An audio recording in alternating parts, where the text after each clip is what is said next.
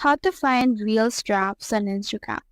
So for example, let's first create a reel that we will not actually post. So we have in here this. So let's click on next. And then let's click on this save draft right here. Now as you can see, this draft has been saved. If you want to locate this particular draft that you have made, you can head over right here to your profile. Then from there, scroll down and then click right here for this icon, which is the actual Reels icon. Now from in there, you can see this option called drafts.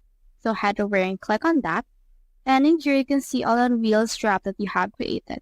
As you can see, it also specifies the date that it's been created. Like for example, this one has been edited on July 16 around this particular time. And you can also see some things that are as old as 1 week ago. So that's how you find Reels draft on Instagram. Hope we helped.